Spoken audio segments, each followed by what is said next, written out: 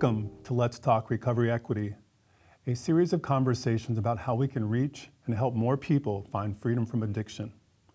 This is a space for us to reflect on the complexities of substance use and mental health issues, and to consider new pathways to hope, recovery, and healing. I'm your host, Andrew Williams, Director of Diversity, Equity, and Inclusion for the Hazelton Betty Ford Foundation. And today I'm excited to be able to introduce you to our guest, Daisy VanSlyke, the Recovery Services Clinical Manager for the Cook Inlet Tribal Council in Alaska. Hello, Daisy. Thank you so much for joining us today. Hi, Andrew. I'm honored to be here. All right, well, I'm really looking forward to our conversation today. And I often begin our conversations by giving our listeners and viewers a chance to get to know you just as a person before we move into some of your professional work and deepening our understanding of the issues impacting the communities that you work with. One of the favorite sort of exercises or intercultural exercises I've done with students in the past and community members is an exercise from Beverly Tatum, an African-American psychologist. And her exercise is called I Am From. And it kind of gives us an opportunity to create a four-stanza poem that starts with the phrase, I am from. And the first stanza of the poem of I Am From asks participants to respond to that prompt by describing the sights, the sounds, and the smells of the community that they grew up in, or in this case, if you'd like to talk about the community in which you work, that would be fine as well. So please tell us a little bit about where you're from and where you do your work. I am from Shawnee, Oklahoma. I'm a member of Cherokee Nation. It's funny because I can still remember it like yesterday. The thing about Oklahoma is it's very much just prairie land, the Dust Bowls and all of those pieces. That's one of the reasons I've been up here. I was a military spouse that led me up to Alaska, and I fell in love with Alaska. I've been here for 13 years now. A lot of it is the same in regards to cultural values, but here I'm surrounded by mountains. So I came from flat to mountains. So I'm a country girl at heart and always will be. I just like to stay in desolate areas is my preference. Well, thank you, Daisy, for giving us a little bit of a window, into the cultural communities, kind of the geography that was part of your lived experiences. I want to move into talking some about your role as a clinical manager for the Cook Inlet Tribal Council. Please share with our listeners and viewers, what inspired you to pursue this role and what's your source of strength in doing this work? So I am a person in long-term recovery. So it's one of those pieces about your recovery. You get to a certain point, and quite honestly, every single day I wake up and live my 12th step. I'm using the knowledge, the experiences that I've had in my life to help others. I've been in the behavioral health field for about 20 years. I've worked with individuals in a lot of different populations. I decided a few years ago to come work for the Tribal Council. They were actually wanting more tribal leadership, and because I represent Cherokee Nation, I was able to fill that. It's been very interesting because the Alaska Native culture is some of it is different and some of it is the same. So it was me being able to use my voice on a larger platform and really make a lot of the services that we offer here for recovery services more culturally appropriate. I, as a person that went through a lot of these pieces, Western medicine wasn't always the solid answer. There's a lot of different components that come in when you come from a Native culture, and it's very important for us to be able to build a recovery for somebody, for them to be long-standing. We have to take all of those elements into account. So I wanted us to go really from a band-aided treatment to a lifelong preservation treatment. Okay, well, thank you, Daisy, for giving us a sense of your pathway to your current role. And I think also what you offered us is a really nice preface to the rest of our conversation, in which you remind us that although there are some maybe common cultural continuities across Native cultures, that when we begin to kind of look at addressing in effective ways the particular needs of Native communities, we really need to have a much more culturally specific and culturally attentive approach. I want to ask you some just about the scope and magnitude, of substance use disorder, within the region you currently work in. Here in Minnesota, we're seeing huge and growing disparities, especially in terms of opioid overdose deaths. In our communities here, African Americans like myself are 5 times more likely to die from overdose deaths than whites, and that rate is 7 times higher for members of our Native American tribal nations. Do we see similar patterns in Alaska where you work?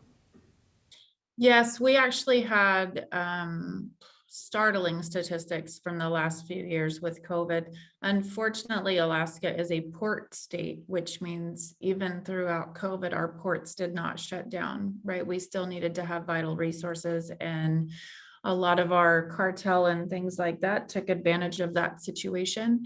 So we increased fentanyl use 800% in a matter of 12 months in the state of Alaska. So we've had a lot more fentanyl use, a lot more ODs. We have certain regions that have more opioids. That it's actually kind of interesting because here in Anchorage, in the municipality of Anchorage, alcohol use disorder is still our primary. But if you go out to the more desolate regions and the villages, it is more opiate use disorder, including fentanyl. We lost somebody even to fentanyl-laced medication-assisted treatment. So I don't know that I would trust anything. So we're kind of a melting pot. A lot of people don't really understand Alaska in the sense that we have really large military bases. So we also have a lot of military here. We have a lot of military, and then we have a lot of villages, which is a lot of the Alaska Native culture. So culturally specific, yes, I would say Alaska Natives represent still the largest part, but they also represent the largest part of our population as a whole. Primarily for them, I would say it is still alcohol use disorder. It is our younger population, unfortunately, I would say 18 to 25, that have really picked up on the heroin use and the fentanyl use. And the frequent one that I hear from people often is that they're actually IV using heroin and meth together to offset each other, which can be fatal any given moment. No, Daisy, thank you. Thank you for that response, which I really think helps us to really grapple with, the complexities of substance use disorder in that region. And I really like how you push us to think about the many layers that we need to understand, including geography and what it means to be a port state. And I appreciate the ways in which you kind of help us to parse out, the impact depending upon where one is geographically, closer to the coast or further inland, and the different expressions or texture, right, of substance use disorder, whether it be alcohol or opioids as well. I think, kind of underneath our conversation already, has been some hint as to what a culturally specific, culturally attentive approach might look like, and the necessity of that and trying to offer greater hope and healing. I'm wondering if you could speak with our listeners and viewers and tell us a bit more about your approach to treatment and recovery in the communities that you serve. Absolutely. This is my passion. This is what I do lots of presentations on, and it's primarily the Native model of wellness. We have 4 sectors: mind, body, spirit, and context. And the thing about Native culture, sorry, I'll use my hands, try not to, but all things have to be in harmony together. Otherwise, it's going to fall apart. So if you think about Alaska villages here, we have a lot of Native villages. A lot of the support and the resources that the individuals are going to find are within their village themselves. There's a lot of government resources that don't quite make it there, or they're dropped by very desolate plains and things like that. When you think about recovery services and all the resources that may be available in any type of municipality, that is not always the case. It's also very similar to places like Oklahoma and Wyoming and Montana. We all have these desolate areas. And so it's very important to ingrain it in the person and not actually have them reliant on the environment around them. Otherwise, we have to kind of bring them in to more populated areas for them to have that consistency. And that's not what we want to do. We want to be able to help them within their own culture. So we bring it in. A really good example, I implemented it about a year ago, and it's been going really well. I'm glad that you brought that up about the different cultures. Different tribes have different beliefs, things like that. We have a lot of different stereotypes. But one thing that is pretty standard and symbolic is the Native culture that we like to do storytelling, right? We don't necessarily like to just answer this question, A, B, C, D.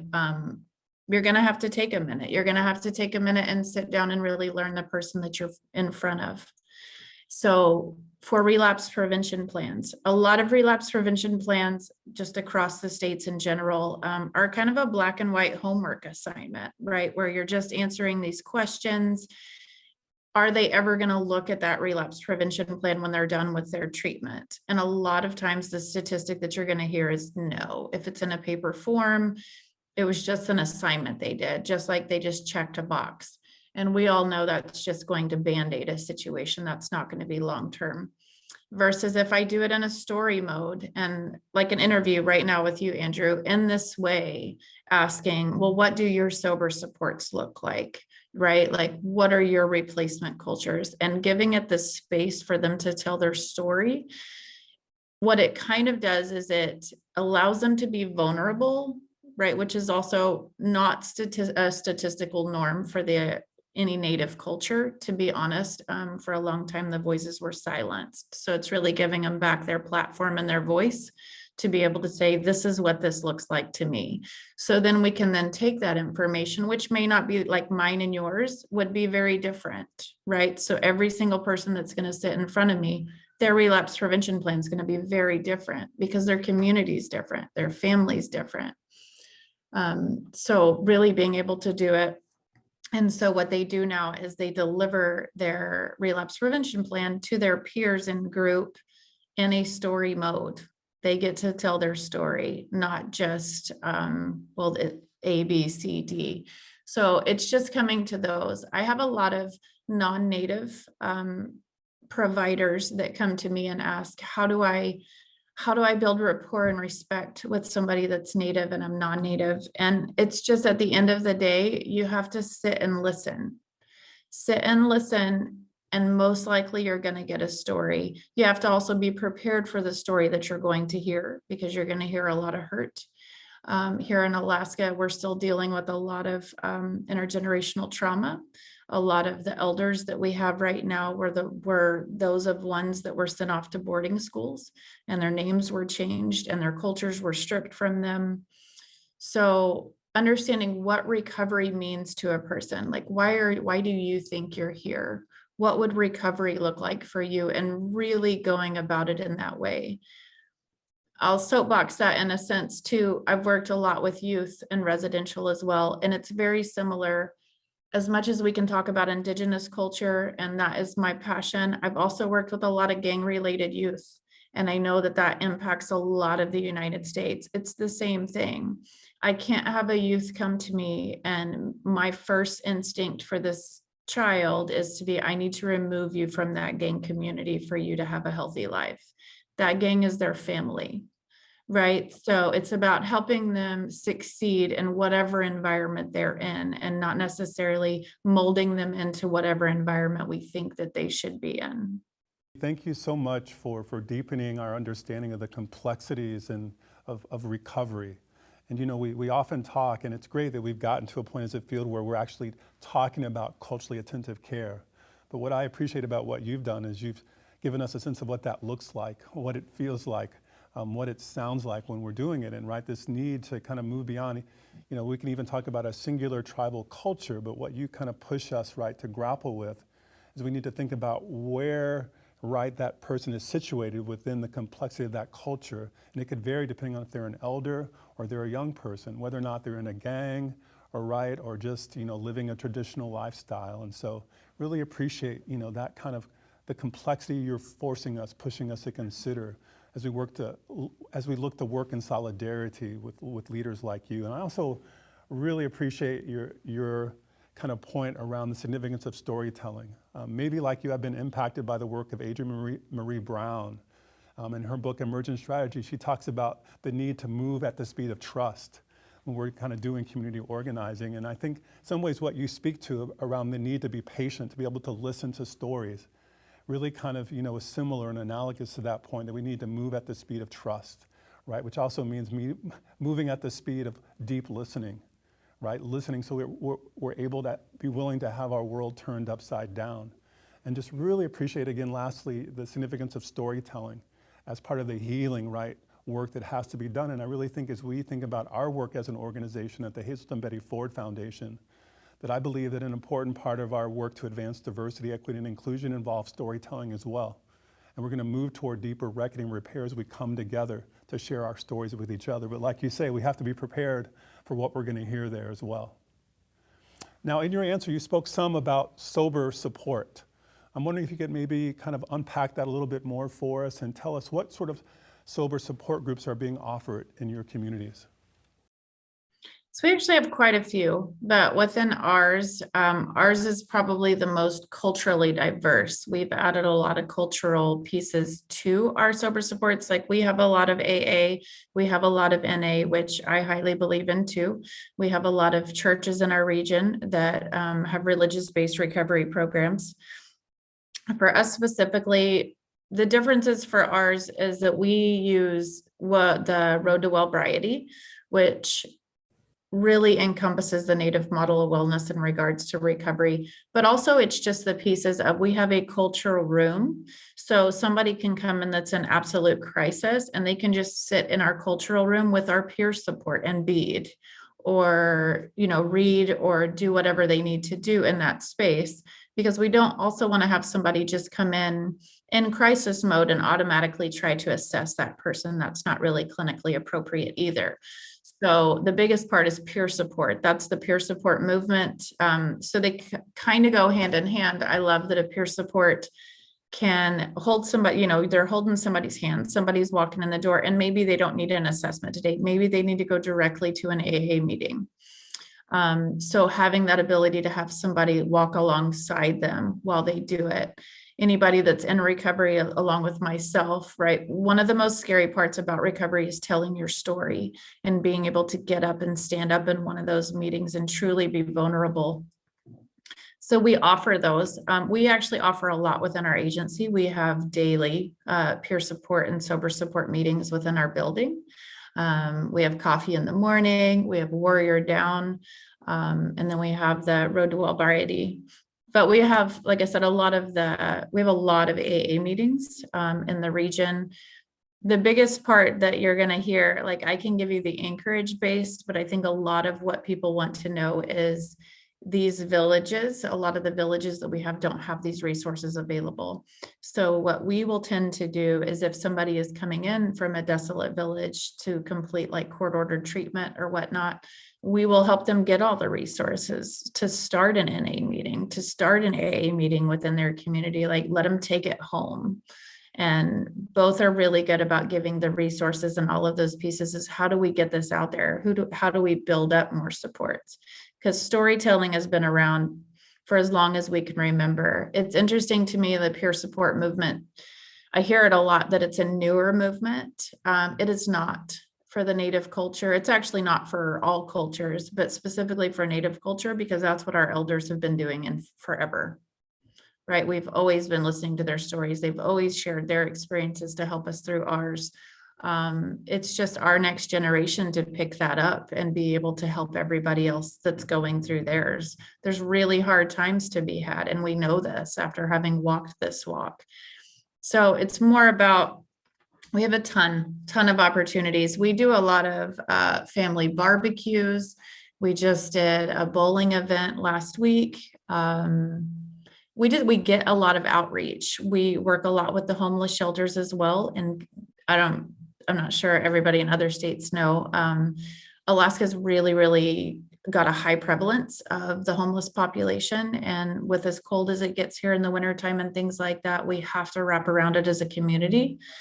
And a lot of that is substance use driven. So we're out on the streets. We're out on the street sitting with people, trying to get them in that next step to get ready toward wanting change and wanting to know what healthy is. We're out there exhibiting what healthy can look like on the other side if the work is complete, and just showing them that they're worth it, that you're worth the fight. Just sitting with somebody A lot of individuals, if you go out and you sit with our homeless population, it's just like, what's the point? I'm like, there's a whole lot of point. You have a whole lot of life left to live. And I want to help you figure out how to live that in the most successful way possible. Well, thank you, Daisy, for helping us more fully understand the great diversity of sober supports your council offers, and particularly for kind of highlighting the role of peer support within that and the way in which it builds upon really, really ancient, right, sort of social, cultural traditions within our communities as well. Within your answer, Daisy, I heard you name some of the obstacles, right, to Native peoples actually accessing many of the sort of supports that are actually there. You mentioned geography earlier and your efforts to get out to more rural areas, being willing to go out into the street and meet with homeless individuals. Could you say a little bit more as we move toward closure as to what are some of the barriers to Indigenous people in Alaska seeking these supports, and how else you're going to kind of bridge those gaps? A lot of that is geography. There's a large part of our state that you can't travel by road. You have to go either by boat, by plane, or in the wintertime, you have to go by snow machine. So trying to get individuals, Anchorage is kind of its own, right? Where us and Fairbanks are the kind of the cities of Alaska. So we're pretty a smaller city in the United States, in the lower 48. But the bigger pieces is getting it out there. So you have to have a lot of helicoptered in, a lot of our resources. If somebody ODs out in one of these desolate villages, a huge part of what we're doing is we're really pushing Narcan. We're pushing Narcan out to these villages so that in the event they don't have emergency medical services available, at least we can give them a chance with getting them enough Narcan, right, to try to save these individuals. It's mostly the biggest challenge we have here is geography. And I can tell you, we are linked in. Actually, Betty Ford helped us a lot, link in with Manila Corporation, which does our Northwest region. And it's very desolate up there. And so we've now linked in with them because they have probably approximately 300 people that they see virtually telehealth in these regions. So what we're trying to do is really just push out more technology to these locations and more towers so that we can at least deliver telehealth and sober supports. And so we've now been linking out with much more of those that live on the northern tip and things like that. So we're reaching a lot more people. There's still a lot of boots on the ground trying to keep pushing it as far as we can. We'll keep doing it. I'd love to see there's just places definitely like Oklahoma, Montana, Wyoming that could also benefit from this.